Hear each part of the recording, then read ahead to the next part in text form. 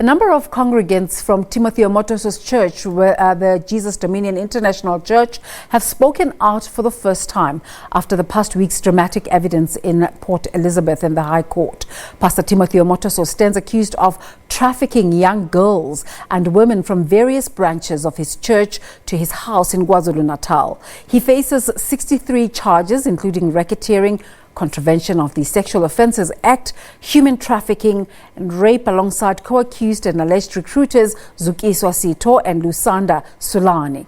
The church, which has been mute since their pastor's arrest last year, wants to dispel the misconceptions that the general public have of the ministry. Our reporter Jade Lee Pulsar filed this report. Omotoso was arrested at the Port Elizabeth airport 18 months ago. He had been on the run for allegedly sexually grooming young women at his Jesus Dominion International Church. He was denied bail twice. The state alleges Omotoso's co-accused, Zukiswa Sitho, Lusanda Sulani, were Omotoso's henchwomen who recruited girls at church crusades across the country. Some of the girls were as young as 13 years old. Cheryl Zondi, the first witness, gave a harrowing testimony. Zondi says the sexual abuse started in Kwa-Zulu Natal at the mission house where 30 other women and girls were kept. I was a virgin at the time, so he took caution not to go all the way. So he continued shoving until he reached climax. When he was done, he told me to go to the bathroom and wipe myself off. So I went and wiped myself off for the toilet. She says the women who lived in the house had to shower 3 to 4 times a day, received only 1 meal per day, and were allowed 5 hours of sleep. He was having the time of his life, laughing while he was doing this. I was in such shock, I just lay there paralyzed. But it was the manner in which defense advocate Peter Doberman cross-examined Zondi that caught the attention of the nation. Doberman came under fire from various groups for his style of cross-examination.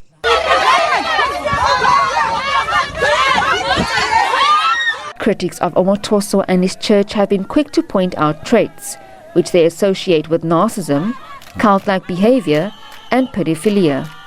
In contrast, members of his church support him. My life changed because of the things that I've seen happening inside the church, and that stole my heart. And I've been a churchgoer before, but the way I felt and the way of understanding if the word of God and the way Reverend Tim Omotoso has been good to me, not only by the words of wisdom that comes out of that mouth. I felt like being at school, and it helped me a lot. I've gained a lot in that place. The first time I met Tim Omotoso, I met him in prison. I was serving a sentence as a detainee, but I was working at the visit. We usually discuss about him on the cell. Each and every time we saw him on the news, we were just calling him and names and all that stuff. But the first time I saw him, I said to my friend, I want to beat this guy. But the first time I saw him, I just shook a hand with him. The Commission for Religious Leaders, the CRL, says that people have the right to join and associate with any form of religion. They are also investigating some of the churches in relation to criminal activities. This thing that we've been talking about, that there are violations happening in churches, that now the whole country realizes that it wasn't a figment of our imagination. A lot of others have been coming to us and saying, I am not fit to go through the criminal justice system, but this and this and this has happened to me. We've had to call in psychologists to assist those other people. Civic organizations and political parties continue to support witnesses. But we cannot allow a situation like this that's happening outside here, where ladies are screaming Omotoso's name, others are on their knees crying out and screaming as if this guy has really brainwashed them. That's not the way it's supposed to be, and it is really shocking. But I do believe that justice will be served. The public outcry forced the temporary shutdown of the JDI Church in Nelson Mandela Bay. Congregants are despondent. They say they have a right to worship in terms of Section 15 and 18 of the Constitution. and this right has been taken away. For me to change my life or for me to go to church, it's my right. Actually, I don't fear no one. I'm not scared for anybody. No, actually, I'm not fighting anyone for that case. It's in me to go to church. It's my lifestyle to change and transform my life, to leave the bad ways I used to do and the bad things I used to do. Omotoso's defense team resorted to asking Judge Mandela Makahula to recuse himself from the trial.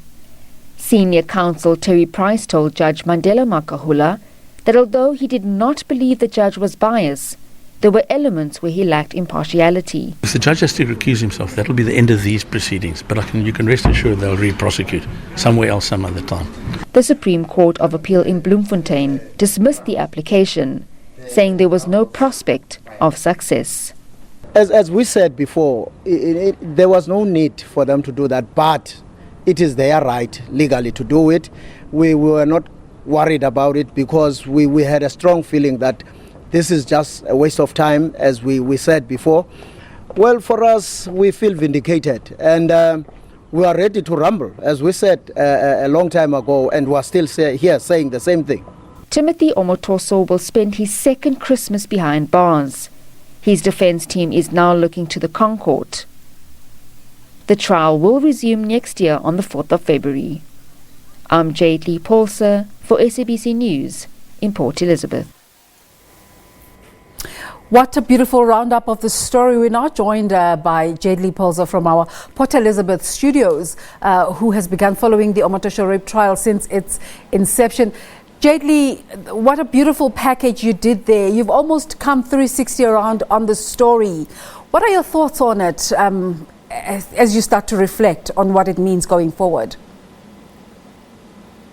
Well, I must just make mention of the fact that when Timothy Omotoso was arrested at the Port Elizabeth International Airport, we had rushed down as a team here in Port Elizabeth, the SABC, and we already knew that the story was going to gain traction. You would know that there was a SABC expose on Omotoso and how he tried to flee, the country. The Hawks were trying to nab him several times. So there was already hype around this Nigerian pastor who was trying to leave the country. So when we got word of the fact that he was in PE and he was trying to skip the country, we were in talks with Colonel Nechunda. He was the then Hawk spokesperson, and he had informed us that they were tracking Omotoso and that they suspected him to be at the Port Elizabeth Airport trying to leave the country. And we got there, we nabbed him, we took visuals, and I suppose trailing it from 18 months ago up until now, the story really developed. I mean, more witnesses came out, more people started speaking about, the atrocities that happened, or the alleged atrocities that happened at the Jesus Dominion International Church. And it really gained traction through the media. And I think a lot of people wanted to actually find out who was this Timothy Omotoso and what was the Jesus Dominion International Church all about. Some would say it was a cult, others would say that he was a spiritual leader, that he was a good man. And it was very interesting to look at both sides of the coin, speak to the members of the church, try and find out what type of man Timothy Omotoso was, but also keeping in line with what was happening, the fact that he was arrested for these heinous crimes and that he would have to go through the legal system. So trying to keep a balance of the story was very paramount for us as the SABC to ensure that both sides were reflected, but also getting to the truth. And I suppose once the trial is over, we can reflect back again and look at the timeline from the arrest all the way to the first witness, Cheryl Zondi, and the other witnesses that are yet to take to the stand, and the outcome of the Timothy Omotoso rape trial. That balance of the story you're talking about, Jade Lee, in terms of how the defense has now gone to the higher courts to say, the judge, Mandela Makahula, is not objective at all and they've lost that effort. Do you think the media covered the story appropriately? Well, I really do think that the media covered all angles of the story. I mean, if you look at the timeline of the SABC, you could see that we really went, way and beyond. We far and beyond. We spoke to the members of the church. We spoke to religious sectors. We spoke to the CRL, Mamtoko, Kaluva. We spoke to psychologists. We spoke to people, general people, the public, and just to find out what their thoughts were. And you must remember, we need to keep the story balanced as far as possible, because you would know that although Timothy Omotoso stands accused of these crimes, he is innocent until proven guilty, and the law will just have to take its course. So for us as the SABC, and for me as a journalist, it was very important that I cover all my angles. But looking at the media, like you said, generally, I think that we've done a very good job with this case. We haven't taken any sides. I don't think any media publication or organization has actually latched onto a particular side. We have been, fair. We have played it fair, and I think going forward, you will see that a lot as well. Like I said, we've covered all our angles as the SABC News, going back far back as speaking to psychologists from the word go, speaking to the congregants of the church, some of the religious leaders in Port Elizabeth, but also looking at the church holistically and looking at their rights as well, because you would know that the church members, in as much as their leader has been arrested for these crimes, they too have a right to worship as they please. So yes, I do believe that we've covered all angles, and we have been very fair in our reporting. The story seems to be developing, with the latest being the reports of threats to the first witness's life. Tell us about the organization she started. Well, that's very true. There have been reports that there have been several threats towards the witnesses. I'm also told that Cheryl Zondi had a hit out on her. I'm also told that the Idols twins, you would know that the Idols twins came out a year ago claiming that they were allegedly abused by Timothy Omotoso, and we've seen them also speak out about the threat that they received. And you must know that they are in witness protection, so it was quite harrowing to hear them speak of the threat that they received. But there has been a lot of talk about some of the witnesses getting flack from the members of the church, the JDI members, and also those that support Timothy Omotoso, trying to intimidate the witnesses. But just looking at those witnesses that are yet to take to the stand, I do know from speaking to the Hawks that they are going to be protected. The Deputy Minister of Police was also in attendance at one of the court hearings, and he was also saying to me off camera that they're going to ensure the protection of the witnesses, and they're going to ensure that this is a fair trial, that all those role players, including Timothy Omotoso, receive the same treatment. And I think that in itself is very important moving forward. How has this story affected or impacted conversation? It's been a national conversation, but in terms of your space, the province where you are, what sort of conversations have been taking place around this particular story? Well, I think, just looking at the Timothy Omotoso rape trial, I think it really has blown the lid off, accusations within the church fraternity and what exactly happens behind closed doors. I know that several people have taken to social media, Facebook, Instagram, Twitter, also expressing what has happened to them within their religious sectors. And I think this case in particular is going to be bringing more of those stories to light.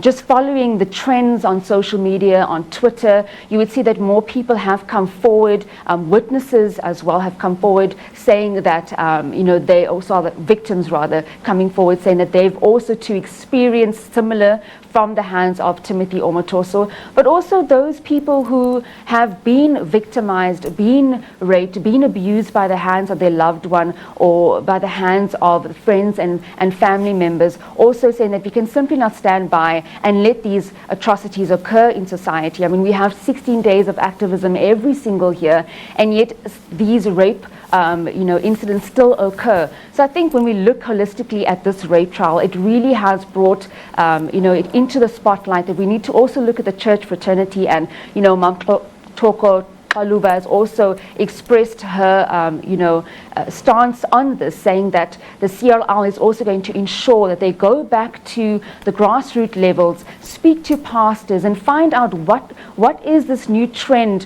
where young women in the church sector, the church fraternity, are coming out and saying that they are being abused, that they are being sexually violated. So I really do believe that this case has blown the lid off that, and also for those who are suffering silent to come forward and to tell their stories. And I think they look at Cheryl Zondi, that first witness, as a beacon of hope and as someone that they can look to in really standing up for women's rights. Jade-Leigh, there's an international drive, and abroad it's driven by an organization called the Committee to Protect Journalists, where they start to look at how journalists who cover traumatic stories, how they're affected in turn. What's your sense of how you have gone through the machinations of this case? It's very interesting that you would say that, because I think, and I know that some of my journalism friends who are probably watching this crossing will be like, no, Jay, don't say this. But, as journalists, we have to hold a certain, decorum, and we have to report on the facts and not get sidelined from emotion or feel anything towards a particular story. But often at times one needs to remember that we too are human. So when you're sitting in a courtroom and you're listening to these harrowing evidence by witnesses and you seeing them break down in court, one also needs to understand that we as journalists also feel for them. However, we need to remain impartial. We can't be biased. And I think with reporting on this, you only feel the aftermath or the repercussions when you go home and you actually distress and you basically put that pen down and you reflect on the day that you've covered. That's when you only realize that, actually this is what's happening in the world. We are so desensitized as journalists. We tend to think that, this is the norm, and it really isn't the norm. So it's true what you're saying about that organization.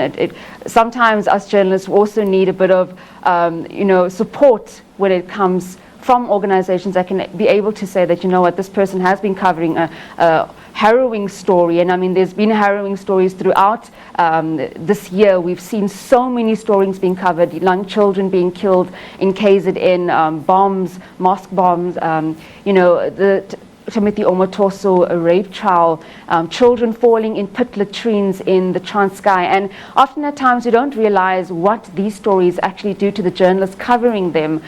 But I do believe that in this 21st century, in the journalists and the type of caliber of journalists that we do have, we really have seen strong individuals really carrying the baton. Let's just break down the different days of the court case.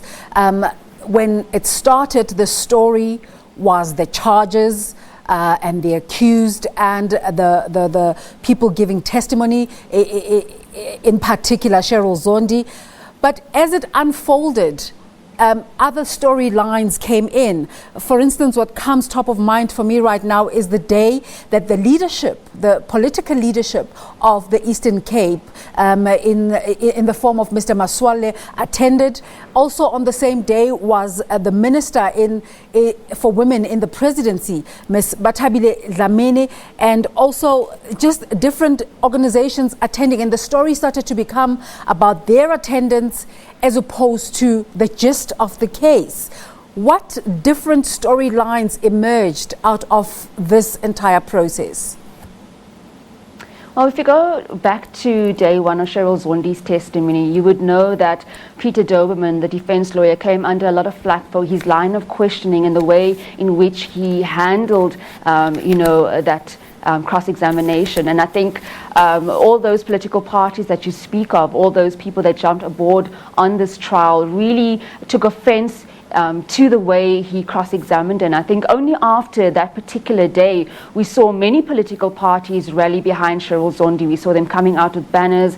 We saw civic organizations throwing their weight behind Cheryl Zondi as well and standing in solidarity. And I think that a lot of people didn't know the severity and the harrowing evidence that would come out in court. I mean, as journalists, we too sat there listening, and it was very shocking to hear all this information, and it wasn't coming out in bits and pieces, but it was really coming out in chunks. And I think once that first day, once Cheryl Zondi took to the stand, we saw many people actually questioning the Jesus Dominion International Church. Who exactly was Timothy Omotoso? Because the story was gaining traction, but up until Cheryl Zondi's testimony, it had not been as big as it was now. So then we saw the Premier of the Eastern Cape, Phumla Maswala, come out. We saw Minister in the Presidency, Batabile Dlamini, as well as several other political heavyweights also coming out to find out who exactly is Timothy Omotoso and what atrocities happened within the church, but also shocked at Cheryl Zondi's testimony and the way in which she had been cross-examined. Jade-Leigh, just to wrap up, there are fears that this case could go on for such a long time that by the time it wraps up, we will have forgotten about the dramatic things that came out of the first testimony. Just give us a sense of what's going to happen next year. Okay, well, now the Supreme Court of Appeal has dismissed the defense lawyers Peter Doberman's application to have Judge Mandela Makahula recuse himself, as well as the quashing of the charges. You would know those charges pertain to Timothy Omotoso being out of the country when Cheryl Zondi allegedly said she was sexually violated. So what will happen now is we will resume on the 4th of February. We will probably have to wait and see whether the state prosecutor, Neba Ntelwa, will call his first witness, or rather second witness, to the stand after Cheryl Zondi. And there are talks that the Idols twins will possibly be the next witnesses to be called. But I suppose once we go back to court, it will be going back to the beginning. And I suppose the defense lawyer, Peter Doberman, will also possibly bring another application. I'm also told that he is going to petition to the Concourt. So it's right, it's true what you're saying, that this could actually be a very lengthy procedure. Otherwise, NPA, Tsepo Ndwalaza has indicated to me that they want this to really start on the 4th of February for that second witness to take to the stand. But I suppose it all lies in the hands of defense lawyer Peter Doberman, whether he will bring that petition to the Concourt and whether this trial will meet a cul-de-sac once again. Well, let's just close off by praising you for sterling work in covering the story and, as you say, your efforts to remain balanced throughout. Jade Lee Pulsar, thank you so much. Thank you. Let's take a break. We'll be back in a moment.